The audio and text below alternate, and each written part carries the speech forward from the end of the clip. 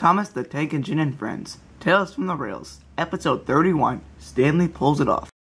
It was springtime on the island of Sodor, and work ethics were hard. The engine's axles ached every night while coming home to the sheds. The rails buckled under their wheels at the pace they were going at. The yards were at their prime time, engines puffing to and fro around the yards, and the trains were organized like clockwork. One early morning, Sir Topham Hatt came to the sheds to give their engines their daily jobs. "Good morning, engines," he said proudly. "Glad to see you're up. So let's get down to business. First, Arthur, you must go to the fishing village and take the loaded fish to market." "Yes, sir," said Arthur. Finally, a long stretch through my favorite line. "And next, Murdoch, you must go to the docks and pull the heavy goods train through the countryside to the china clay pits." "Yes, sir," said Murdoch. "What's inside, sir?" "It's full of supplies." "Oh, boy," said Murdoch. "The countryside sounds wonderful right now." "And then, Stanley, there are many jobs for you to do. So first, you must go to the ice cream factory and pull the ice cream to the beach. Today is a very hot day." "Yes, sir," said Stanley. "That sounds like a plan."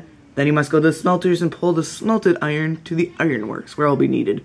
"Yes, sir," said Stanley. "Then you must go to the china clay pits and pick up the loaded china clay. It must go to the Brendam docks." "Yes, sir," said Stanley. "I will do that." And with that, Sir Topham Hatt walked back to his car and pulled away to give other engines other jobs. Stanley, however, was very pleased with what he had been assigned, even though he was a little nervous for the day to come. "I don't know," said Stanley. "There's a lot to do." Rosie pitched in. "I can help."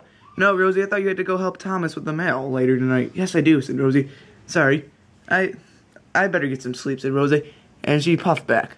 Arthur, however, was very excited. "I get to go to the fishing village, my favorite line." And so was Murdoch. "I get to go to the countryside. How exciting."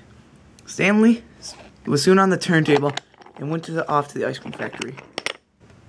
The day had just started, and the clickety-clack of the rails soon began. Stanley soon came to the other side of the island, where the ice cream factory was, where he found Donald. "The ice cream's still getting loaded up," said Donald. "You must wait a little bit." "Oh, yeah, sure," said Stanley. So we decided to go into Brendam docks to go talk to friends. The ice cream factory wasn't far from the docks, so Stanley pulled in to find Oliver, Toad, Cranky, Gator, Douglas, and Salty. "Good morning," said Stanley. "How is everyone?" Fine for now," said Oliver. "I gotta pull some troublesome trucks in a little." "Toad, can you help me keep them in order?" "Of course, Mr. Oliver." "And how about you, Gator?" "Oh, I'm fine," said Gator. "Just gotta pull this heavy goods train here to the countryside." "But I thought Murdoch had to do that." Hey," said Douglas. "That's my job. I'll have to find Murdoch's good train." "Aye," said Salty. "It's in the back of the dock somewhere." "Well," said Stanley. "How about you, Cranky?" The seas. They're really upsetting me right now. High tide's gonna come in soon, and boat's gonna be delayed." "Oh," said Stanley. "That sounds pretty bit serious." Then Stanley's driver pitched in. "Stanley, you better get back to the ice cream factory. I bet you it's ready now." "Oh, okay," said Stanley. "Bye, everyone." And they all said goodbye. As Stanley's driver suspected, the last of the ice cream was getting loaded in. Soon it was done, and Stanley was off. "Goodbye, Donald," he said. "Hope to see you soon." The line along the coastal track is splendid. It is one of Stanley's favorite on the island of Sodor. Today, the rails were busy, and everybody was puffing about. Paxton had to go through Henry's tunnel right before Stanley came rushing through. It took a skilled signalman to divert them to do this. Stanley continued on his way. He was almost at the beach. The last track before the beach consists of a viaduct. It is splendid, as it oversights the sea and the island to the right. Stanley puffed over it with pride, as it was the last stretch to finally reach his destination. The beach station is right outside the clay pits. Stanley arrived right on time. Then Stanley had to go to the smelting yard. Then Stanley found his way to the smelting yard. There he found Max delivering some of smelted iron. What are you doing? Said Stanley. Shouldn't you be at the construction site? No, this is from the construction site, said Max. So we dumped it out on the other side. Hopefully that'll be taken care of soon, said Max. Well, I better be back. See ya. Soon the last of it was loaded. And off Stanley went. Stanley soon arrived at the ironworks sidings. There he met Hank. Hello, Hank. How are you? Better, said Hank. What's wrong, said Stanley. You know, there's nothing like a spring day out in the States. But I guess I'm just a little homesick, that's all. Oh, said Stanley. Well, enjoy the weather while it's here. This is very nice. Yeah, it's true, said Hank. But, you know, I better get off. I have to go to Brandon Docks. So Hank puffed away to pull Stanley onto his last job. Stanley was on his way to the clay pits. As Stanley arrived at the clay pits, there wasn't an engine in sight.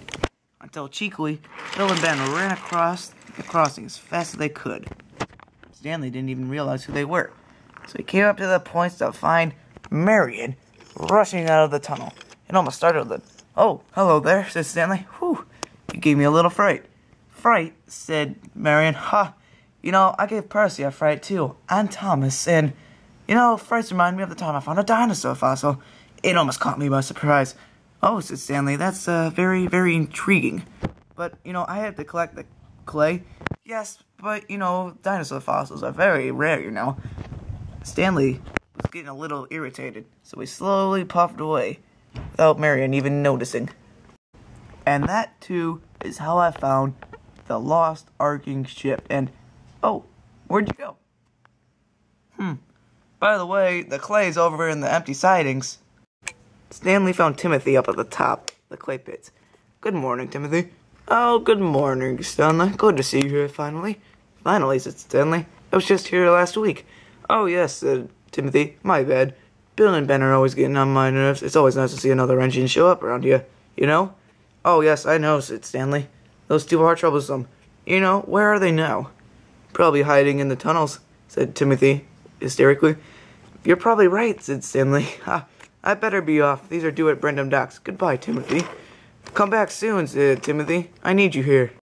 And so Stanley wrapped up his last job, arriving to Brandon Docks, just where he about started. And soon enough, Stanley arrived.